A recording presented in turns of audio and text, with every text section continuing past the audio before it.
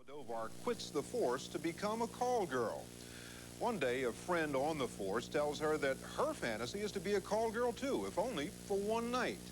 The next thing you know, Norma Jean is being charged with pandering, a charge usually reserved for heavy hitters, pimps and madams living off a stable of prostitutes.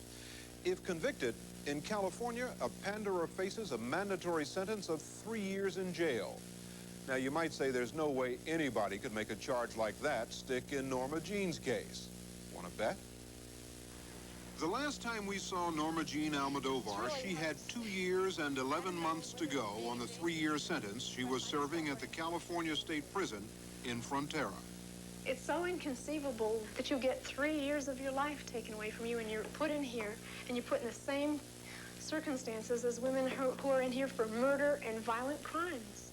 If call girls are usually arrested one night and back at work the next, why did they throw the book at Norma Jean? Well, in this case, she feels the book they threw at her was her own, a book she called Cop to Call Girl, in which she was telling all about the LAPD. And this is basically a book about my life. Your life as a member of the police department. And as a call girl. And as a call girl. Right. And this chapter, this chapter 3, lists a number of stories involving members of the Los Angeles Police Department. I just wrote about the police corruption, about the things that were going on at the time I was on the police department. For example, what kinds of things were going on? Well, the police had a burglary ring. They had a murder for hire ring. The cops were having sex with Explorer Scouts. Girl Scouts? Yeah, the young girls, and some of them even as young as 10 years of age. They had a drug ring. They were having sex on duty with prostitutes. They were gambling, on duty sometimes, off duty. Most of those stories were a matter of record, but as far as we can tell, no policeman went to jail. Some were suspended from the force or transferred, but none served any time. If Norma Jean's book were published, it threatened to reopen those old wounds the LAPD was trying to live down. During her 10 years on the force, Norma Jean had also collected stories about the alleged sexual escapades of her fellow cops, and those were included in the book as well. Sex, money, and information, those are the 3 things they get from prostitutes. To make matters worse, she went public, went on the talk show circuit, singing the praises of prostitution and promoting the book she was writing. The LAPD was not amused.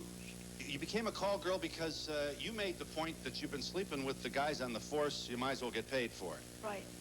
Yes. So we can only speculate on how the LAPD feels about Norma Jean Almodovar. They don't like me. They don't? No, they don't. So how did she get from here to the state penitentiary? Well, when we first met her last May, she told us about her friend and fellow traffic cop, Penny, the one who, she said, had the fantasy to become a call girl. She told me when we were having lunch, she said, gee, Norma Jean, because I described my new life and how much better it was for me and how much happier I was. And she said, gee, Norma Jean, I've always fantasized about being a call girl. And she said, if I was young and attractive, I'd make $1 million. She's not young and attractive, and she wouldn't make anything. But still, I didn't want to tell her that, so I said, well, if I ever find a client that would like your type, I'd be happy to let you know. And her type is? Tall, overweight, and unattractive, and middle-aged. Not that middle-aged is bad. I mean, it's just not marketable as a call girl. While she thought Penny was helping her, gathering information for the book, Penny was really working with the police. It was a classic sting operation. Penny wore a wire, and the police recorded their conversations. But how can that be used against you? Because that's called pandering. Since I called her up and asked her if she wanted to fulfill her fantasy, pandering is an act. It's called encouraging a person to commit an act of prostitution. She said, what do I have to do? I said, nothing you haven't done in a normal adult relationship. That is a felony. That's called pandering. And that was my crime. They then arrested Norma Jean and accused her of trying to lead Penny into a life of prostitution, even though the only thing that took place was a series of conversations. The date they arranged never took place.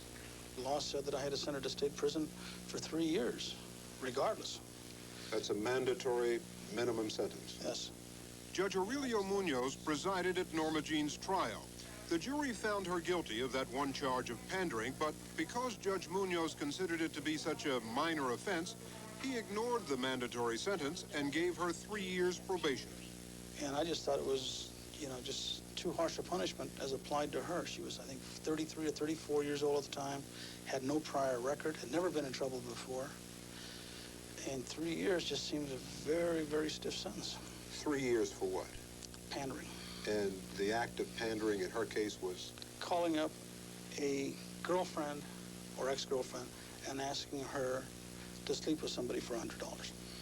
3 years for that? Yes, sir. There's something in the Constitution, I guess, about cruel and unusual punishment. Yes, sir. That's what I thought. I thought in this case, I thought that punishment was cruel and unusual. If Judge Munoz gave Norma Jean probation, what's she doing in jail? It seems the authorities didn't like her getting off with probation, said it wasn't in the judge's power to do that. And the next thing you know, an appeals court overruled the judge, and Norma Jean ended up here. Did you ever think it would come to this? I kind of had my suspicions it would, because when the district attorney appealed my probation, they seemed just really bent on putting me in prison to shut me up. Besides, this is what they're doing to me is wrong. They have no right. They had no right to arrest me in the first place. They had no right to confiscate my book. They had no right to appeal my probation. They don't appeal anybody's probation. Why did they appeal mine? I don't understand. If she wasn't writing a book, would your actions have been the same? Exactly. Would have been no different on my part. Harry Sondheim is the head of the appeals division. Assistant District Attorney Richard Weber was the prosecutor at Norma Jean's trial. The bottom of all this is criminal conduct. After all, pandering is a crime. It's a crime in California. It's a crime in, as far as I know, all the other states. She had her day in court. She stood before a jury of her peers, and they found her guilty. The judge looked at the evidence and said probation is the proper sentence for this person. Given her age, given her prior record, given the seriousness of the offense, she should be left to probation. You could have accepted that. The law did not require you to appeal. But if we chose to ignore our duties as representatives of the people, yes, you're correct. We could have ignored it. As the police, perhaps, could have ignored when they first got informed of a violation of law. But that is not their duty either. Although the district attorneys maintain that Norma Jean's case was handled like any other, the fact is that in the last 4 years, despite the mandatory sentence, statistics show that the majority of persons convicted of pandering in Los Angeles County did not go to state prison. Most got probation. So there must be some way to dispose of these things to get around the law. They are just using this as a cop-out and a justification for unconscionable action. Harlan Braun, a prominent Los Angeles attorney, used to be an assistant DA. He knows how the system works. Yeah, I think this particular case, the fact that she was writing a book about the LA Police Department, and the police department obviously is tremendously influential, is the motivation behind the reason this woman is in prison. How do you mean the police department's influential? Well, the district attorney's office is politically responsive to its constituents. One of its main constituents is the police department. So anytime you have a case where the police department has a stake in it, things go haywire. And basically, the police control the prosecution. No one from the Los Angeles Police Department was permitted to appear on camera to talk about this case. They said it was because Norma Jean has brought a lawsuit against them. In fact, everyone connected with the LAPD, past or present, with whom we spoke, tried to get us not to do this story. If they had agreed to appear on the record, we would have asked them why so much time, effort, and money, taxpayers' money, was spent to put Norma Jean away. After all, it was her first offense. We also would have asked them how much irritation and embarrassment her book had caused them, and whether they so vigorously pursued this arrest and prosecution because she had publicly held the department up to ridicule.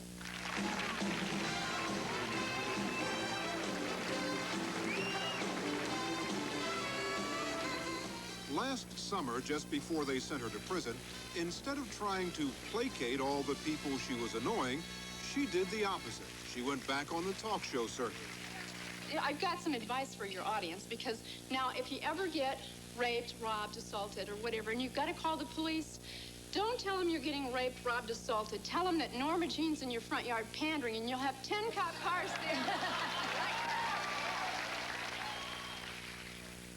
there. You don't think that she brought this on herself? Well, I think if you take a public position, and she obviously believes that prostitution is okay, and she said she was going to write a book, in that sense she brought it on herself. But in America, you shouldn't go to state prison for 3 years because you write a book about the police department. From the LAPD investigation to the arrest, to the interest shown by the district attorney, to the concern over the book, in that case, do you think that the system worked for her? I think you have to go a little bit further. I don't think that, I mean, there's no question she got probably more interest than in the normal case, because LAPD doesn't have to defend itself every case.